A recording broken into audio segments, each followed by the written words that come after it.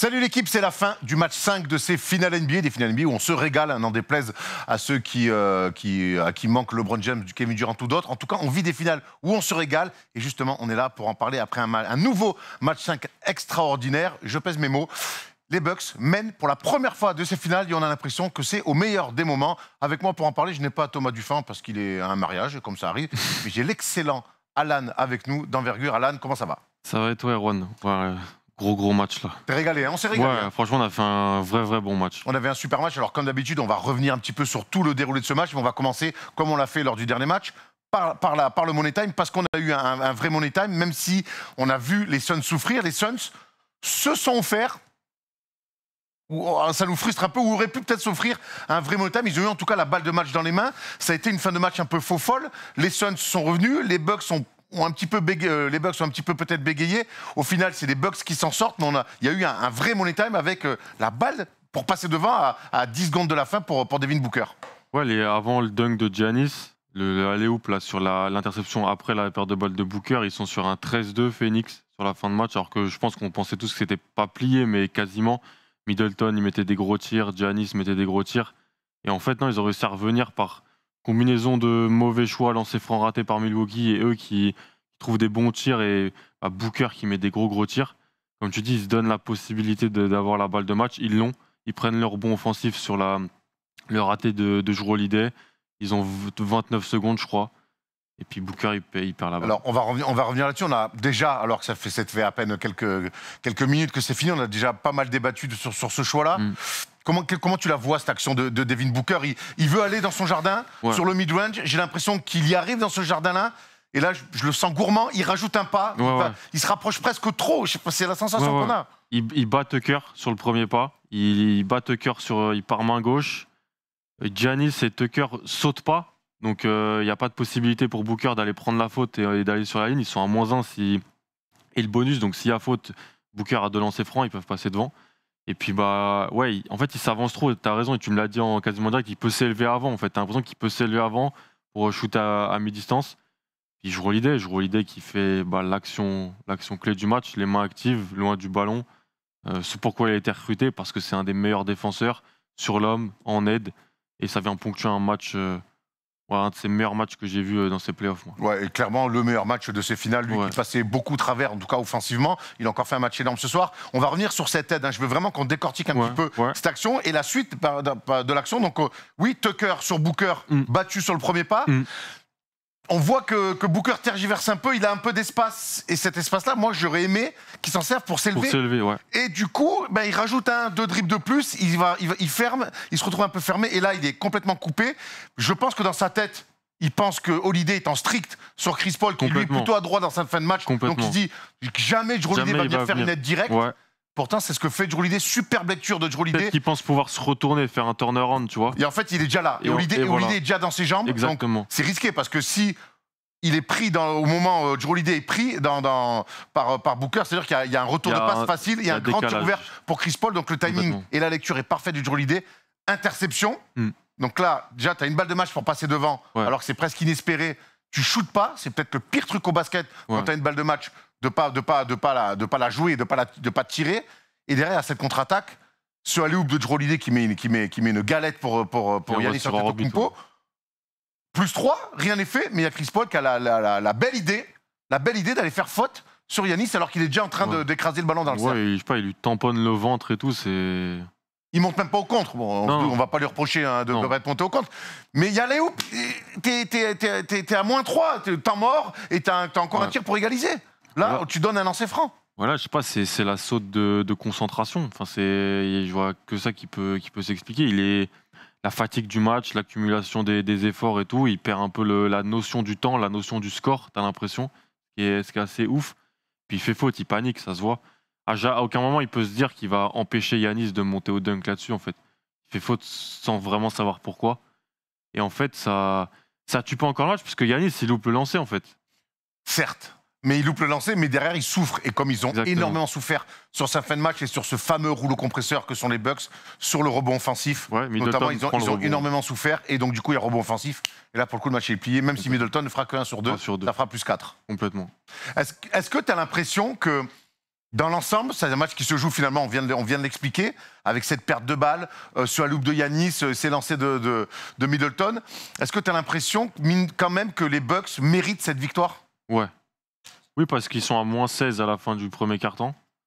Alors oui, ils sont remis dans le match parce que Phoenix a des ajustements, il fait une entame de deuxième quart-temps horrible, fait un troisième quart-temps très moyen et franchement, on a dit souvent, beaucoup de spécialistes ont dit que sur les 4 premiers matchs, Phoenix était sûrement la meilleure équipe et celle qui jouait le mieux, mais Milwaukee avait réussi à en gagner 2 par des qualités athlétiques, des qualités de combat, des qualités tout ça. Ce soir, j'ai pas trouvé que l'écart de niveau de jeu, il était grand entre les deux équipes. Je trouvais Phoenix franchement excellent dans le premier quart-temps, après un peu un trou d'air, mais solide dans la deuxième mi-temps globalement. Et j'ai trouvé franchement Milwaukee en diesel sur les 3 derniers quart-temps, c'était la meilleure équipe sur le terrain. Franchement, hein, sur les sauf sur ces quelques minutes où ils sont un peu peur, mais je suis assez d'accord avec toi. On va revenir maintenant sur le déroulé du match. Qu'est-ce que tu attendais, toi, de ce début de match après le match 4, où notamment on avait vu Chris Paul complètement déchiré?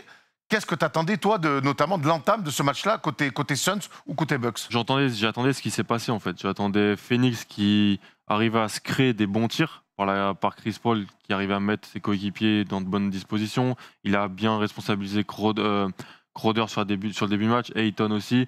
Booker, en scoreur, en isolation, de toute façon, on sait que c'est un joueur élite, et même au niveau des playoffs, donc ce qu'il a fait.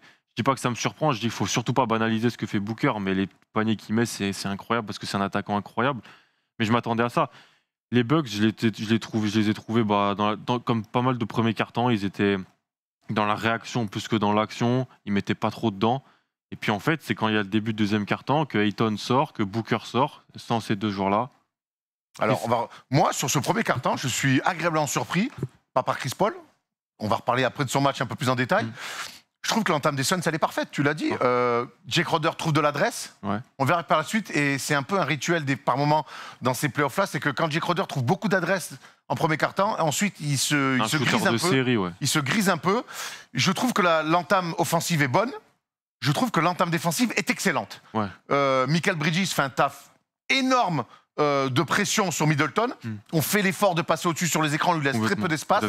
Ayton contrôle très bien la raquette et tout le monde tient ses duels. Et cette entame-là, il y a un écart qui se creuse parce que, oui, ils mettent dedans, mais ils mettent dedans parce qu'ils se donnent aussi des munitions défensivement. Et j'ai beaucoup de mal à comprendre comment tu peux faire un premier quart-temps aussi complet, aussi abouti, et dès le deuxième quart-temps, exploser comme ça. Parce que dans le deuxième quart-temps, c'est pas les Bucks qui commencent à faire un rapproché, les Bucks explosent complètement les Suns. D'ailleurs, je me suis noté, j'ai l'impression que le deuxième quart-temps des Bucks est meilleur que le premier quart-temps des Suns. Ouais. On est d'accord avec ça. Mais pour toi, le deuxième quart-temps, c'est plus une mauvaise passe des Suns qu'une très bonne passe des Bucks. Ce qui est très intéressant dans ce deuxième quart-temps, et ça va, je pense, conditionner la suite du match et les choix de Monty Williams, c'est que Ayton fait tout le premier quart-temps. Ouais, 12 minutes. Il sort. Début de deuxième, il faut le faire souffler, le grand pépère, parce qu'il ne va pas beaucoup souffler sur ce match-là. Il sort, il se retrouve à jouer small ball avec Chris Paul et 5, comme tu me disais, 5 shooters autour, donc pas de créateurs. Ouais. Et là, le passage est catastrophique. En même temps, je pense que les Bucks, eux, jouent grand à ce moment-là. Il y a Giannis, il y a Brook Lopez, il y a Bobby Portis sur le terrain. Et ils sont massacrés. Ouais. Ils sont massacrés. Il y a défensivement, ils souffrent énormément. Ils sont moins maîtres du rebond. Et là, ils prennent un éclat terrible. Ils remettent, le momentum change très vite. Et ce deuxième quart-temps, ça devient un calvaire pour les Suns. Mais moi, je trouve aussi que du coup, les Bucks jouent tellement juste. C'est chirurgical. Et ça sera le cas comme ça jusqu'à la fin du match. Je trouve qu'ils ont parfaitement ciblé là où ils voulaient. Et là, pour le coup, la réaction de Bud, en plein match, de dire... Ok, Ayton sort, on sait qu'il n'y a pas de rotation, il veut vraiment plus faire jouer Kaminsky. Nous, on répond à ça en jouant grand. On va jouer grand, mais je vois aussi avec des gars qui peuvent tirer. Portis et Lopez, ça te permet quand même d'étirer le terrain et de laisser Giannis qui peut driver. Mais très grand quand même sur le rebond et sur la transition. Sur les rebonds, sur les deuxièmes chances, Pat Connaughton, PJ Tucker, qui domine le rebond. En fait, pas vraiment dans les stats, on regardait, mais dans l'impression visuelle, tu as l'impression qu'il se crée des secondes chances. En fait, Chris Paul, ils aiment le cacher sur Connaughton ou sur Tucker, mais en fait, à cause de ça, il se fait attaquer au rebond offensif, ça peut donner des deuxièmes chances pour remonter direct après. Et ouais, comme tu l'as dit, le deuxième quart-temps, en fait, il tente. Ce que moi, je pense que c'est la bonne solution, parce que je veux pas voir Frank Kaminsky sur le terrain. je pense pas que c'est une bonne idée. Il s'est fait attaquer dans tout le match 3. Je pense pas que c'est une bonne solution.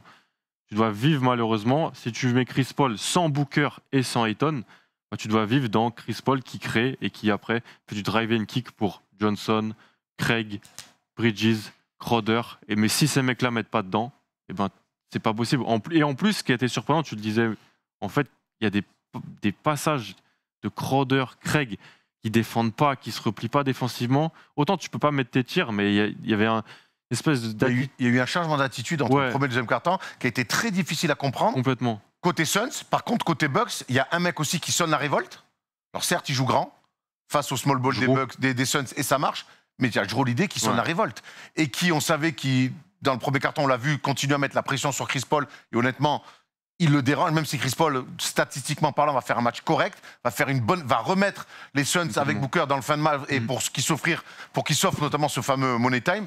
Mais le début de match de Chris Paul, il est encore très compliqué, alors qu'à l'inverse, Jrue Holiday, dans le deuxième quart-temps, sonne la révolte avec une énorme adresse et il remet complètement son équipe dans le coup. Ouais, il y a, je crois, 18-7 à la mi-temps, quasiment. Il rate pas, il met 2-3 points, il est à 7 sur 10 au tir. Non, il a été incroyable défensivement, il faisait déjà du bon travail sur Chris Paul. Chris Paul ne s'est jamais vraiment mis dedans il sort avec une feuille de stats qui est plutôt belle et tout ça, mais si on regarde l'impression visuelle, elle est assez différente. J'ai l'impression qu'il ne s'est jamais vraiment mis dedans. Il est pas à l'aise parce qu'il le défend super bien.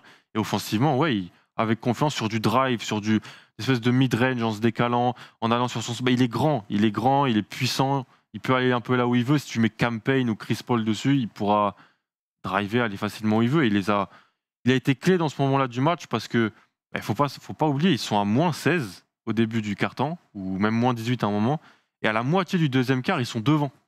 C'est-à-dire qu'en 6 minutes, ils ont rattrapé quasiment 20 points. Il y a 20 points d'écart entre la fin du premier quart-temps et la mi-temps. Il y a 20 points d'écart. On peut aussi noter le beau passage de Jeff Teague, qui est vraiment dans le premier réussi, quart-temps. Vraiment. Et Mike Budenholzer se dit, OK, d'accord, j'ai essayé, ça marche pas. Exactement. Et du coup, c'est peut-être aussi l'effet catastrophique de Jeff Teague sur l'équipe qui dit, OK, création à Middleton et Jrue Holiday. Complètement. Je sors complètement Jeff Teague de la rotation, donc je joue grand. Ça a marché. Et surtout, ce qu'on a aimé, c'est que Giannis, dans ce moment-là, prend les miettes. Toujours impressionnant défensivement, sur du rebond, sur de la course dans la transition. Mais par contre, il a dit, Holiday, Middleton, vous êtes dans la création, vous êtes bien. Je vous laisse vous régaler. Moi, je vais faire encore une fois le sale boulot et prendre les miettes. En pick and roll, de toute façon, c'est un peu le fantasme, le pick and roll où Giannis pose l'écran et ensuite tu peux soit lui redonner la balle pour qu'il aille au cercle ou alors, tellement la défense a peur de Giannis, elle va un peu défendre moins dur sur Middleton et Holiday. Il suffit que Middleton et Holiday mettent dedans sur du petit pull-up à mi-distance ou sur du 3 points, c'est létal.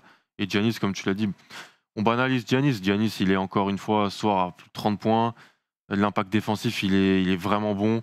Et même offensivement, à la passe, j'ai trouvé des bonnes passes. Il est... Parce qu'on dit, on l'a pas dit, mais c'est le coup, tu as raison, il est très bon dans la passe, dans les lectures, parce que comme sur le match 4, ça a bien marché, mais sur la fin, donc les Suns ne sont pas pu gagner. Mais venir doubler Giannis, c'était encore une fois la tactique défensive des Suns. Ils l'ont beaucoup fait. Et cette fois-ci, Giannis les a encore plus sanctionnés qu'il les a sanctionnés le match d'avant. Il a été fort là-dessus. Complètement. Il suffit que tu aies Connaughton qui mette dedans, Portis qui mette dedans.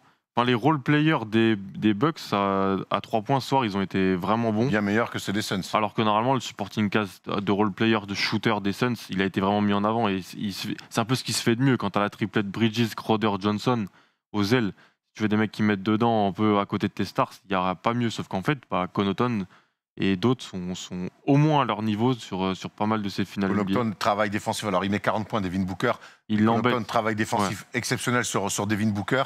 Et Bobby Portis aussi a été très bon. Je voudrais qu'on revienne du coup.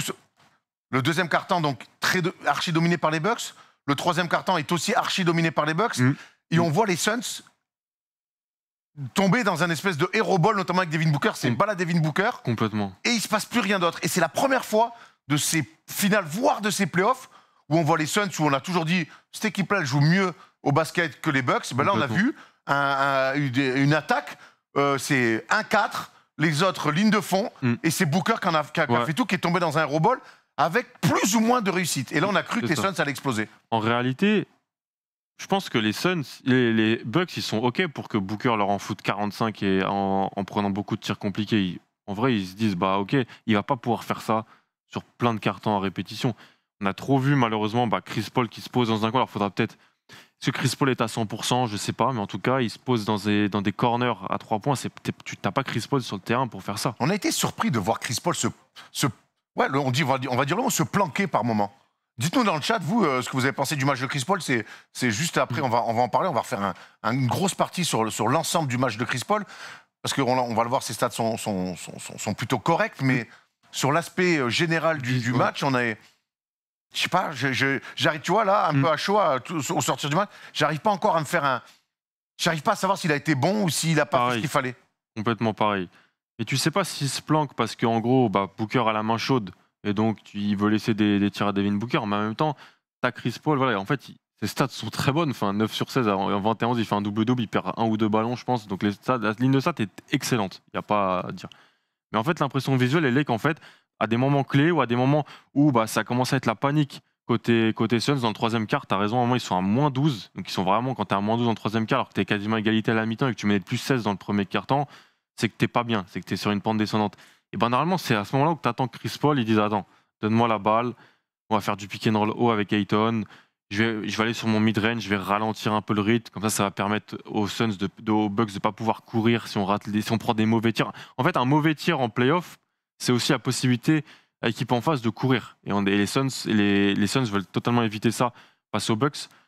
Et en fait, il n'a pas su vraiment poser sa main sur le match en fait, quand il fallait un peu calmer, j'ai l'impression. Et à la fin, il a réussi un peu à se remettre dedans.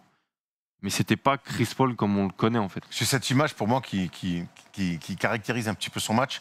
C'est quand, tu sais, pendant longtemps, les Bucks courent après le score. Moins 12, moins 10, moins 8, moins 10, moins 12, moins 10, moins... Tu vois, il y a cette passe, à un moment-là, ils sont à moins 10, ils peuvent passer sous la barre des 10 points. Et il fait cette passe à Cam Johnson, catastrophique. Alors, c'est pas compter perte de balle pour lui, mais Cam Johnson, il est tellement galère que c'est Cam Johnson qui perd la balle.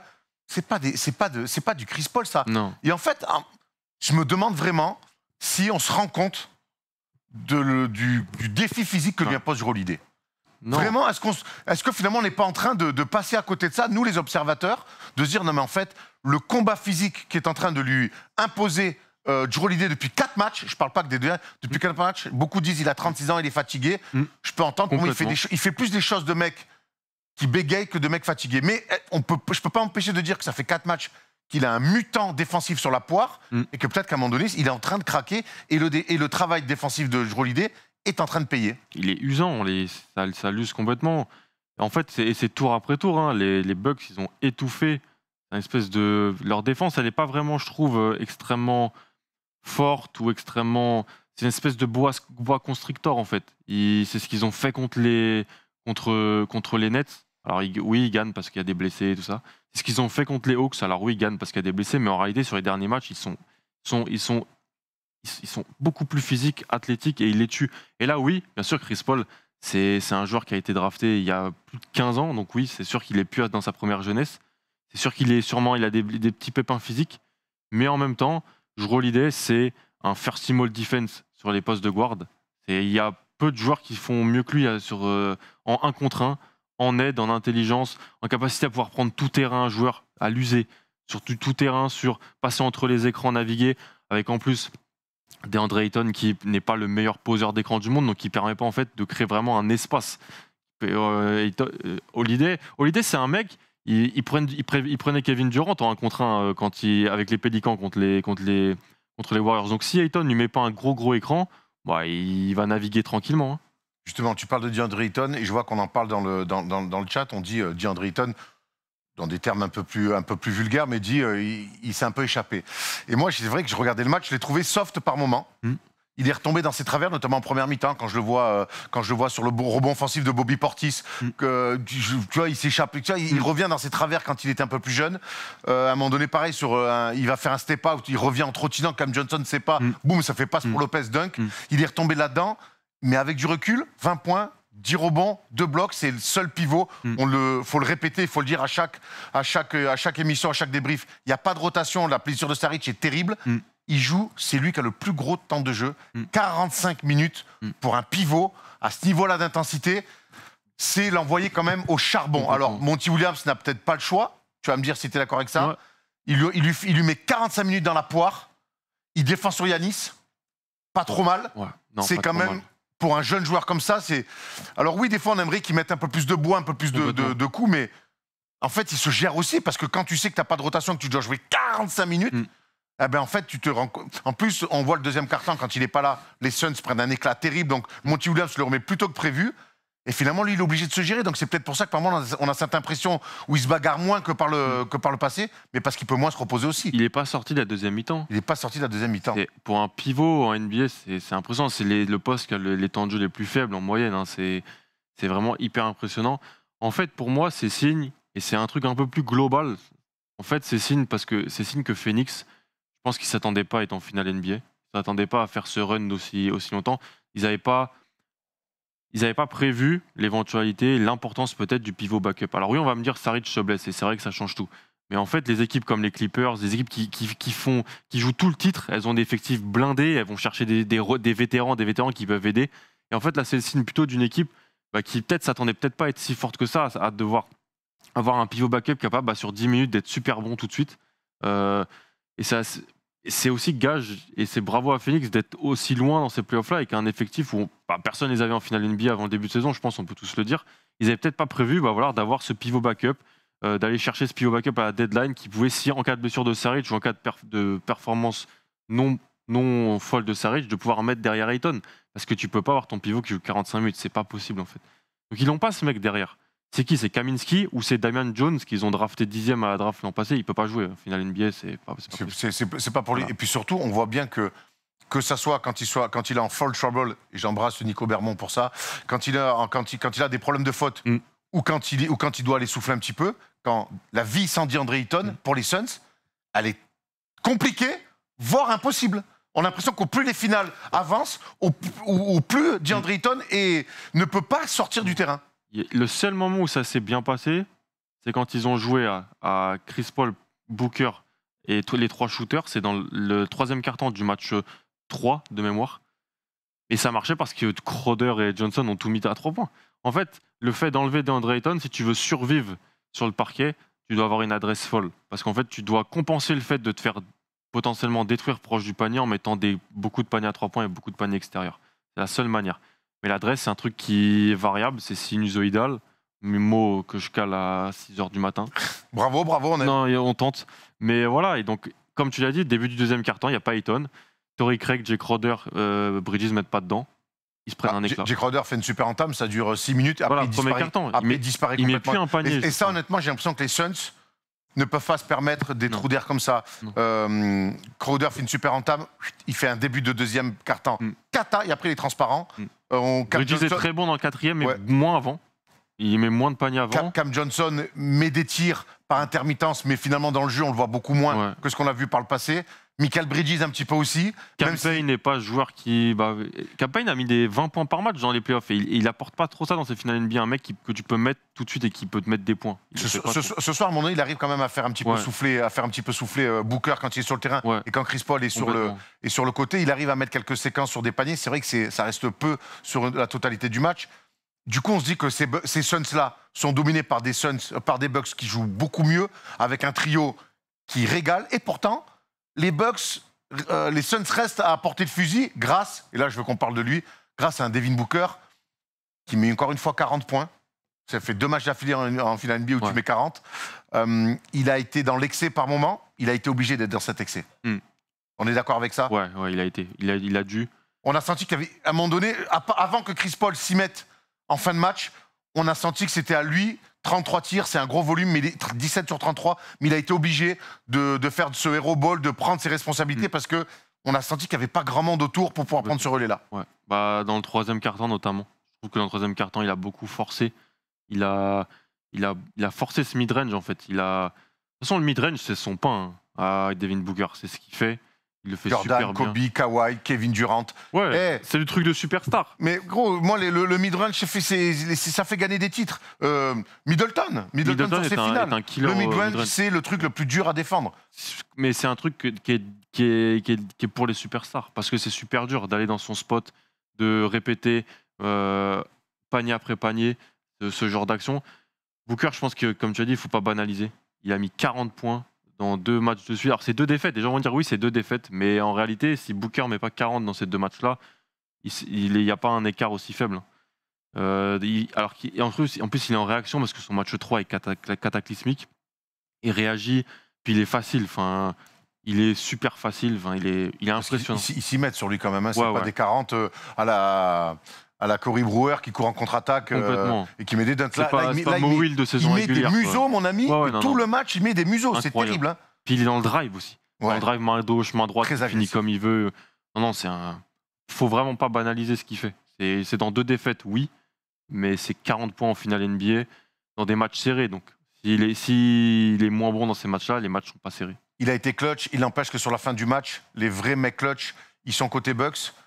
On a parlé donc de Holiday avec cette interception et cette passe pour le loop de Giannis. La fin de match de Giannis, même si c'est lancé, on va en reparler tout à l'heure, mais Giannis est très fort pour provoquer des fautes, pour être agressif sur DeAndre Ayton. Il tire la langue, il va le jouer, il va mettre des N1. Et puis Middleton, encore une fois, comme Polo dirait, il est au plus que parfait dans cette fin. Il met des énormes tirs où on voit les Suns faire 29 points ce soir, 5 passes, 3 sur 8 à 3 points, 12 sur 23, beau volume de tirs. Mais encore une fois, dans les moments chauds, il ne se cache pas et il fait mal, très très mal, encore une fois, à ses Suns en fin de match. Les playoffs de Middleton en général, dans le clutch, dans les moments clés, c'est-à-dire fin de série contre les Nets, fin de série contre les Hawks, et là, les 2 derniers matchs contre Phoenix, il est incroyable. Je pense que c'est un des joueurs, et c'est hyper impressionnant parce qu'il arrive à mettre autant de points. C'est un joueur qui vit sur les tirs les plus durs de la ligue. Il prend que des tirs durs. Pourquoi ? Parce que Middleton, c'est pas un énorme athlète, en fait. Il crée pas beaucoup de séparation. Dès qu'il tire, il y a la main dans le visage et tout. Mais c'est juste un shooter incroyable. Il profite beaucoup de sa taille aussi. Oui, c'est vrai. Ça, on l'a vu, on se l'est dit pendant le match. C'est vrai que tu as raison. C'est pas un grand dribbleur qui met des écarts. Non. Par contre, il se donne le peu d'espace qu'il se donne. Ouais. Il a souvent après l'avantage, comme il joue deuxième arrière la plupart du temps aussi. Il a des mecs plus petits sur lui et hop, il est plus grand. Il sait parfaitement profiter de sa taille. C'est une vraie technique, ça aussi. Comme il joue avec Tucker, Giannis et peut-être Portis ou Lopez, c'est vrai que le défenseur adverse souvent est peut-être plus petit. On l'a vu pas mal de fois amener Chris Paul. Alors Chris Paul défend super bien, mais il a juste à s'élever sur lui. Quoi. Mais ouais, en fait, il vit sur des tirs difficiles, mais donc ça peut varier. Il peut avoir des matchs un peu sans, hein. Mais là, en fait, sur la campagne de play-off, tout en vivant sur des tirs très difficiles, il fait des perfs monumentales. Et en plus, il a fait ça alors que j'ai bien aimé l'ajustement de Phoenix d'arrêter de passer derrière l'écran. Parce qu'en fait, dans le match 4, ce qui se passe sur la fin de match, c'est que c'est criminel. Hein. C'est qu'en fait, il y a l'écran et ils passent en dessous parce qu'ils ont. Ce qui est hyper étrange, parce que moi, que Middleton drive, ça me dérange pas. C'est pas un énorme athlète. Je pense pas qu'il va me battre de fou pour aller au cercle. Moi, je veux pas. Ils avaient fait ça, ils étaient passés en dessous, ils les avaient sanctionnés. Là, en fait, c'est même pas ça. Il y a un pick and roll super lent. Il y a 2-3 fois Lopez vient mettre le pick et en fait, il est en 1 contre 1. Dribble, cross et il met panier. Le N1 là qui met à 45 degrés, il est terrible. Ça, sur Jay Crowder. Jay Crowder, celui-là fait énormément. Tu parles d'ajustement. On a vu les ajustements côté Monty Williams en début de match sur ces pick and roll, la pression sur Middleton avec Michael Bridges pour passer au-dessus. On a vu sur ce premier quart-temps donc une défense collective. On a vu des rotations aussi chez les Suns très tôt dans le match. Moi, je me suis dit les mecs sont prêts. On a vu que petit à petit. De nouveau, le rouleau compresseur Bucks, c'est ce qu'on se disait avec Polo pendant ce match-là. On a toujours l'impression qu'au fil du match, au plus les matchs avancent, là, au plus les matchs se ressemblent pour les Suns et les Bucks, c'est que les Bucks roulent sur les Suns par leur physique. Je voudrais qu'on parle des coachs. J'ai l'impression que sur ce match-là, la réponse au small ball des Bucks de jouer grand de Budenholzer a fait que ce soir, Budenholzer a un peu outcoaché Monty Williams. C'est bizarre à dire, parce que ça n'a pas été le cas, beaucoup, mais ce soir... Un peu de crédit quand même à Bud. Bud, déjà du crédit, parce qu'il a arrêté de mettre des joueurs sur le terrain qui ne doivent pas être sur le terrain. Ce qui est bon pour un coach. Ce qui est bon pour un coach. Jeff Teague, Bryn Forbes ne doivent pas voir le terrain. Alors Jeff Teague a vu le terrain au début, et peut-être un peu après, je ne me rappelle plus, je crois l'avoir vu. Et après, il l'a plus vu. Donc ça, c'est un ajustement de coach qu'il ne faisait pas avant. Pareil, de faire jouer beaucoup plus Giannis. Giannis joue les 12 premières minutes du premier quart-temps. Souvent, Giannis, il sortait. Dans le premier quart-temps, il revenait un peu. Il y avait un management des rotations. Là, en fait, il a mis ses 3 stars, sa superstar et ses 2 lieutenants. Il les a fait jouer, il les a mis ensemble. Surtout, il les a fait jouer ensemble, ce qui est hyper important. Et du côté de Monty Williams... Attends, juste pour revenir sur Bud, il y a beaucoup dans le chat qui nous disent qu'ils aiment bien la gestion de Brook Lopez, son utilisation. C'est-à-dire qu'il le met, mais il ne le met pas trop. Et quand il le met... C'est souvent positif. Ouais, bah là, il l'a mis donc au début, c'était un peu compliqué. Il l'a remis au début du deuxième, quand il n'y avait pas DeAndre Ayton. Donc en fait, physiquement, il a dominé parce que on peut me dire ce qu'on veut, il n'y a plus trop de post-up sur Brook Lopez, c'est plus le joueur qu'il était à Brooklyn. Et si tu donnes la balle à Brook Lopez post-bas contre Torrey Craig, oui, ça devrait aller. Ouais. Ça devrait aller. Donc ça s'est bien passé. Mais en même temps, il peut se permettre ça parce qu'en réalité, Tucker, Connaughton sont tellement bons que tu peux les faire jouer. Donc, tu n'as pas besoin de faire jouer tout le temps Brook Lopez. Tu peux faire le 5 avec tes trois stars. Tucker et Connaughton, ça te permet de switcher en défense. Ça te permet d'être super polyvalent là-dessus. Et si Tucker et Connaughton mettent dedans dans les coins, ça va en vrai. C'est ce qui a été le cas ce soir. Ce qui a été le cas. Et puis quand tu joues sans Lopez, tu fous Yannick en 5 qui est un 5 Exactement. hybride. Et il cause énormément de soucis. Complètement. Donc là-dessus... et puis comme Ayton n'est pas une méga menace offensive, ça peut aussi bien se passer. Ça a bien marché ce soir. J'aimerais, les gars, en régie, qu'on aille sur les tops et les flops donc, de la soirée. Les gars, on est 630 en live. Il est 6h12 du matin. On est samedi soir. Vous êtes des machines de guerre. Merci d'être là avec nous. C'est pour ça qu'on fait ce genre de truc. Vous nous régalez. 6h12, on va aller voir les tops et les flops. On va commencer par les tops. Et on a mis donc Giannis Antetokounmpo, évidemment, qui a fait un match, encore une fois, énorme, qui a laissé le jeu venir à lui, qu'a laissé ses lieutenants, et ils sont aussi en top, on peut le voir là. C'est la première fois qu'on voit ces trois-là, et on a voulu rajouter ces finales NBA que beaucoup ont décrié en disant « Ouais, Bucks, Suns, c'est pas spécialement excitant, il n'y a pas LeBron, il n'y a pas Durant, il n'y a pas Blabli ». Mais on vit des super finales NBA, on découvre un Booker superstar, on découvre un Giannis et des Bucks finalement qui se rapprochent de plus en plus d'un titre, on découvre un Jrue Holiday en finale NBA qui fait des choses incroyables, on découvre un Middleton froid comme une lame.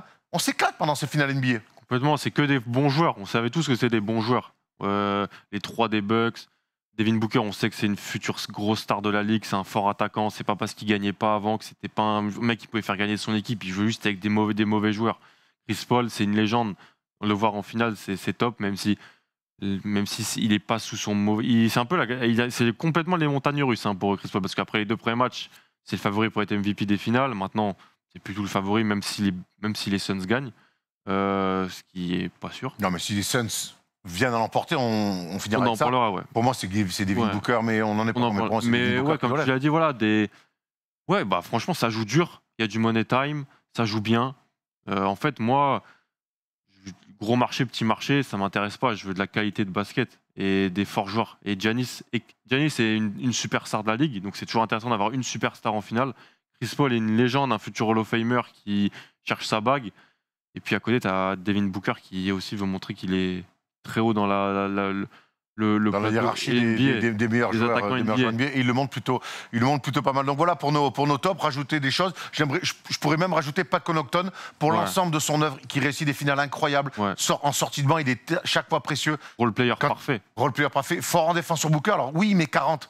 Mais il lui rend la vie difficile. Mais qu'à un moment donné, il a un passage un peu compliqué, Booker, quand il force. C'est Connaughton qui est sur lui. Et puis il a toujours cette fiabilité dans les corners. Tu disais que c'est un mec qui a été drafté au baseball et qui était pitcher. Et donc c'est un mec qui a une adresse naturelle. Parce que pour être pitcher, vaut mieux être à droite. Très très fort surtout. Mais c'est un athlète incroyable. On l'a vu dans les slams de et tout. C'est un vrai athlète. C'est un il y a tout le temps, dans toutes les équipes qui gagnent les titres NBA, tu dois avoir ces role players-là. Toutes les équipes, elles en ont eu. Et en fait, c'est des mecs qui peuvent jouer 30 minutes, qui n'ont pas besoin du ballon. Ils peuvent vivre sans ballon. Après, c'est pas un grand dreamer, vaut mieux qu'il ne l'ait pas. Complètement. Quand il l'a, c'est pour envoyer. Exactement. Sinon... Mais. Et rebond offensif, très relou, chiant. Tout le temps, cette agressivité, tout le temps au rebond offensif, il provoque des fautes, il redonne des possessions. Voilà. Là-dessus aussi, on n'en parle pas assez, mais l'agressivité de PJ Tucker et de Connaughton quand ils attaquent la ligne de fond sur le rebond offensif, c'est un vrai casse-tête pour nos amis des Suns. On va aller sur les flops. On aime bien toujours aussi tailler, c'est là où on a pas mal de choses à dire. Et là, vous allez nous dire dans le chat si vous êtes d'accord avec nous. Je sais qu'il y en a qui veulent mettre Chris Paul dans les flops. Et honnêtement, je ne sais pas trop quoi en penser. On a mis Monty Williams. On a mis Monty Williams parce qu'il a été outcoaché par Budenholzer. Son choix de pas avoir de plan B derrière Eaton, est-ce que c'est un truc qu'on peut lui reprocher? Est-ce que c'est dur de le mettre dans les flops? C'est dur. Parce que, alors qu'est-ce que tu fais?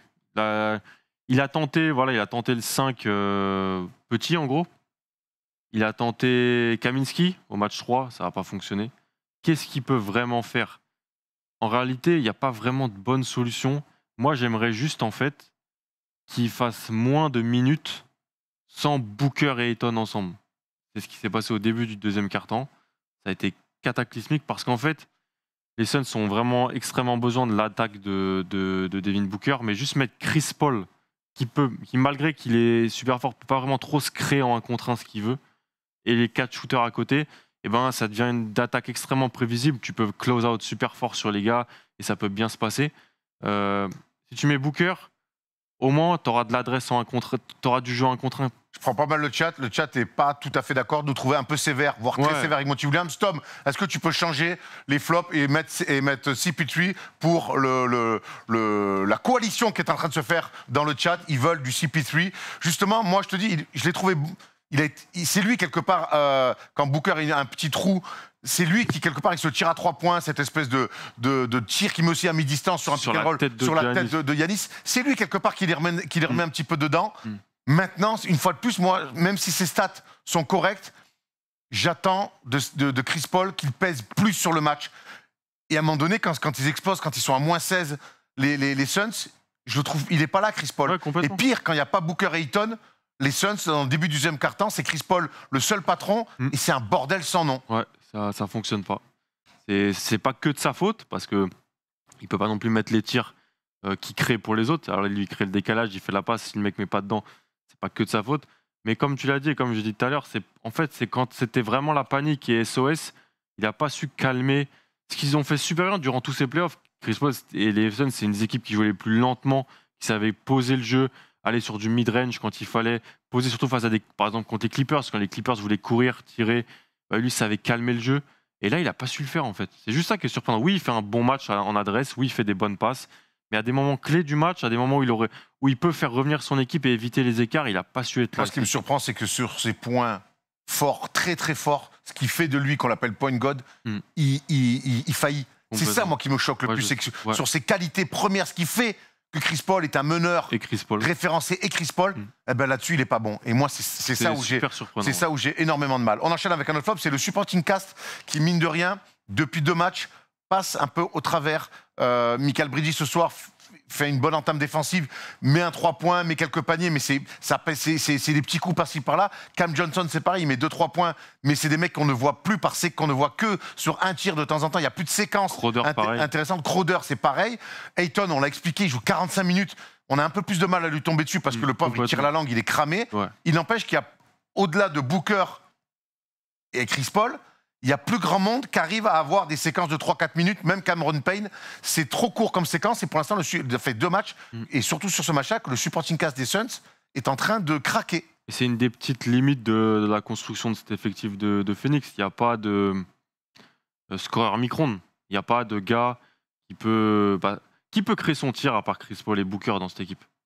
Cameron Payne un peu. Mais il n'y a pas de gars qui... C'est toujours utile. Alors oui, ça peut se faire cibler, mais c'est toujours utile d'avoir un mec qui peut créer son tir, à qui tu peux donner la balle sur 4 ou 5 minutes, qui peut te générer de l'attaque. Après, justement, vu que tu as des mecs qui ne sont pas des créateurs, quand Chris Paul, pendant 2 quarts-temps et demi, 3 quarts-temps presque, n'a pas la main mise sur le match, normal que ça marche pas. Et que Devin Booker tombe dans du hero ball parce qu'il se dit, mais attends, en fait, c'est le bordel. Est-ce que c'est les principaux mecs qui vont morfler de jouer comme ça, c'est eux. Complètement, ils ont moins de tickets shoot, ils sont moins mis dans des bonnes dispositions pour tirer. C'est surtout des tireurs à 3 points, des catch and shooters. Est-ce qu'on n'en revient pas du coup à Monty Williams? Est-ce que tu peux remettre Monty Williams dans les flops, s'il te plaît, Tom? Est-ce qu'on n'en revient pas du coup aussi sur peut-être à la construction de mettre des fois des 5 pas trop compatibles? C'est pour ça que moi j'ai senti, sur ce match-là, c'est sévère peut-être pour Monty Williams, mais il n'a pas fait de dinguerie. Mais j'ai l'impression qu'à un moment donné, il s'est cherché tout le match. Il a cherché la bonne formule tout le match. Mais en réalité, je pense qu'il coach aussi avec un effectif, comme je disais, qui est peut-être pas... C'était pas pensé d'être là. Ils n'ont pas investi peut-être sur le 3e pivot backup qui pouvait jouer si jamais il arrive un truc à Saric et pour suppléer Ayton. Et ils n'ont pas ce 3e gars qui peut créer son tir. Ils l'ont pas. Ils n'ont pas ce gars qui peut créer ce tir et qui peut créer son tir. C'est une des équipes qui génère le plus de tirs, de bons tirs. C'est des belles actions souvent, parce qu'en fait, il n'y a que 2 gars qui sont là pour créer leurs tirs, c'est Chris Paul et Devin Booker.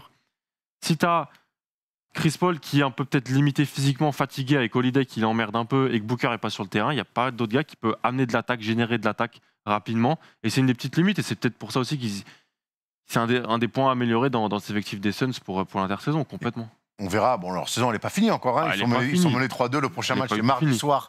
Et ça sera donc, on sera encore là hein, à 6h du matin. Ça sera mardi soir à Milwaukee.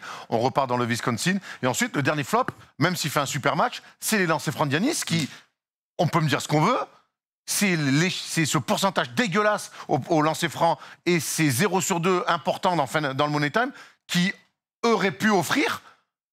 qui ont offert une balle de match aux Suns. Alors, ils en ont fait un caca boudin, mais en tout cas, à un moment donné, Devin Booker, il a une balle dans les mains à -1 et il peut donner la victoire, voilà. En tout cas, faire passer les Suns devant à 10-15 secondes de la fin, parce que Giannis, il fait 4 sur 11 au lancer. C'est problématique. Qu'est-ce que je dis sur ça?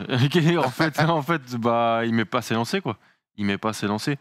Après, oui, il est tellement fort dans tout le reste que...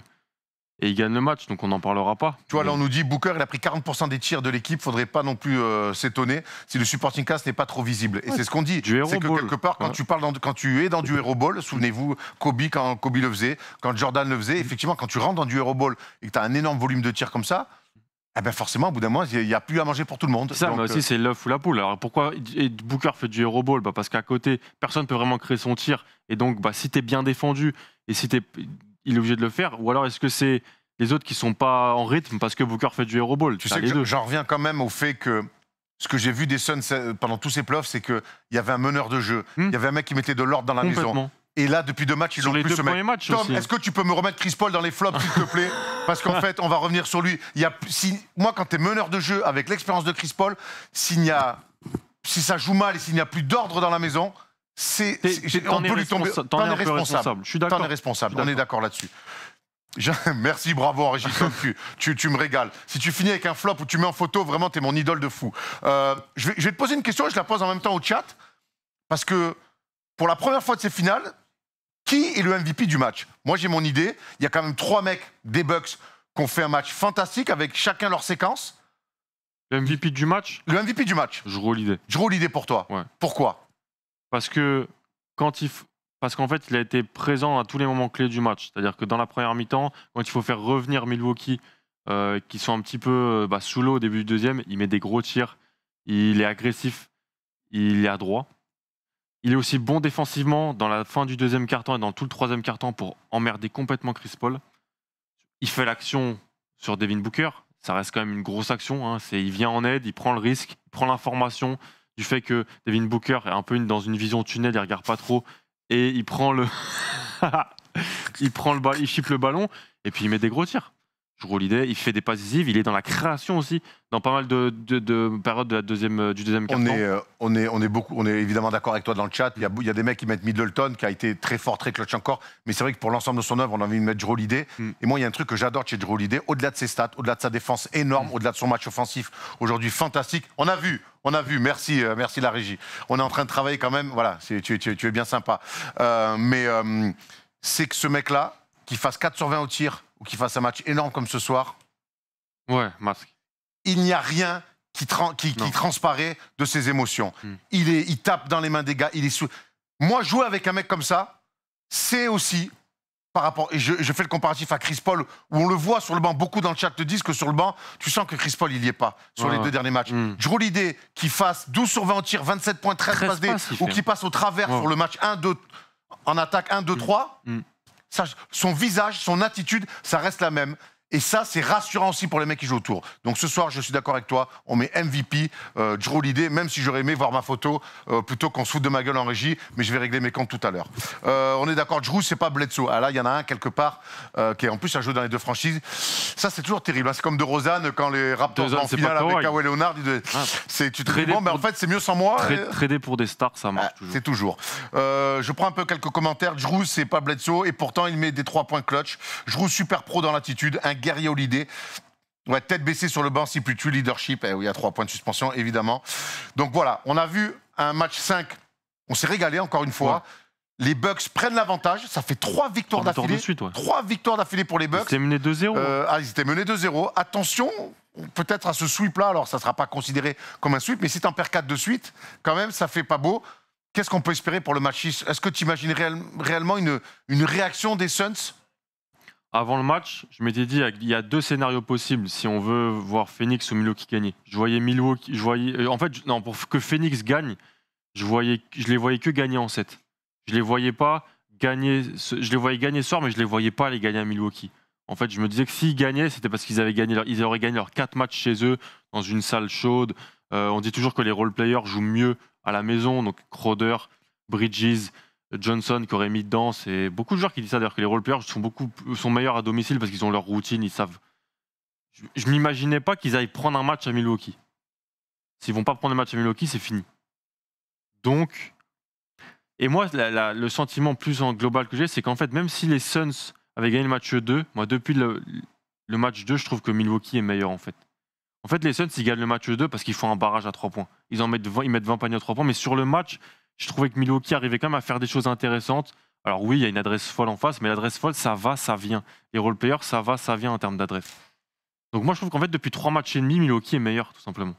Et je pensais pas dire ça parce que moi, mon pronostic de base, c'était Phoenix 106. Je pensais que Phoenix était meilleur, allait gagner avec Chris Paul pour calmer le jeu. En fait, Phoenix jouait mieux au basket. Ouais, exactement. Mais on en revient, à tout ce qu'on a dit, la manière dont ils ont battu les Nets, la manière dont ils ont battu Atlanta, c'est que c'est des monstres physiques. Exactement. Et tous les match-ups, même d'ailleurs ce soir ils gagnent quasiment toutes leurs match-ups sauf celle sur Booker, mais même Booker, c'est dur pour lui, même s'il met 40. Et moi je te rejoins, dites-nous dans le chat, moi je pense que ce soir, les Suns, j'ai peur pour eux qu'ils aient perdu le titre. Parce que je vois que Booker, ça fait 2 fois qu'il met 40, 2 défaites, malgré tout. Je vois que DeAndre Ayton ce soir, il est obligé de jouer 45 minutes. Donc, parce qu'il n'y a pas de plan. Ça veut dire qu'il n'y a pas de plan B. Il joue toute la deuxième mi-temps, ça veut dire. Qu'est-ce qui va se passer? Il n'y a pas de plan B. Genre mardi, il va se passer quoi? Il va rejouer 45 minutes. Pas de plan. En tant qu'ils n'ont pas de plan B, alors qu'en face, j'ai l'impression que ça y est. Tout roule. Les 3 ont été bons en même temps. Les rotations Portis, Connaughton, ça marche. J'espère avoir un match 7 parce que c'est toujours fantastique à vivre. Exactement. Mais je suis quand même inquiet sur le retour à Milwaukee quand je vois l'espèce de... Ça y est, tu vois. Comme on a vu la fin de série face aux Nets, la fin de série face aux Hawks, ils sont en train de leur rouler dessus. Et à l'inverse, je sens des mecs des Suns qui sont en train de payer un peu tous ces efforts pendant les playoffs. Donc moi, je vois Milwaukee finir en 6 à domicile. Ouais, de toute façon, l'équipe à domicile, pour moi, elle a toujours un avantage. Ça reste un avantage de jouer à domicile. On a tous envie d'un match 7, on a tous envie que Chris Paul ou même Booker ressortent un match de légende dans le 6 pour ramener un match 7. La réalité, c'est que, en fait, Giannis, il va mettre 30 points déjà. On banalise un mec qui met 30 points, il va mettre 30 points en pesant des 2 côtés du terrain. Si Holiday et Middleton sont à leur niveau, c'est terminé. C'est que ces joueurs-là sont trop forts.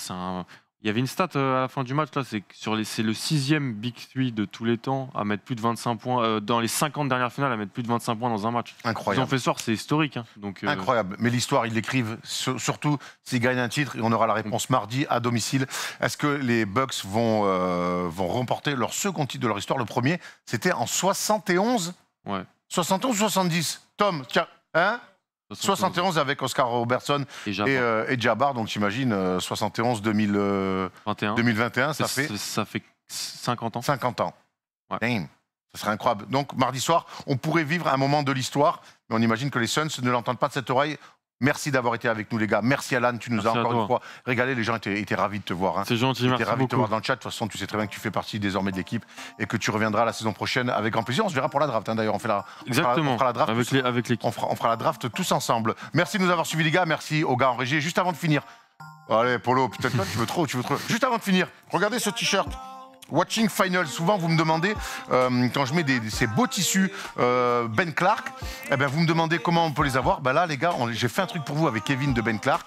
On s'est dit tiens, les t-shirts pour les finales, pour tous les vaillants qui sont en direct, qui regardent la finale ou ceux qui regardent le matin sur YouTube, on vous offre 20% de réduction sur l'achat d'un t-shirt comme ça. Il y a un blanc, un beige ou un noir. Vous allez sur le site Ben Clark, vous rentrez le code promo First Team attaché avec 2T, First Team attaché avec 2T, et vous avez moins 20% sur ce t-shirt. Voilà les amis, ça commence lundi 10h jusqu'à mardi 10h. C'est pour vous, c'est la famille. First Team et Ben Clark qui vous offre 20% sur l'achat d'un t-shirt Watching Finals. On vous embrasse avec ce beau petit cadeau et on se retrouve mardi soir pour peut-être le dernier match de la saison. Ciao ciao l'équipe. Merci Alan, merci l'équipe. Bonne nuit.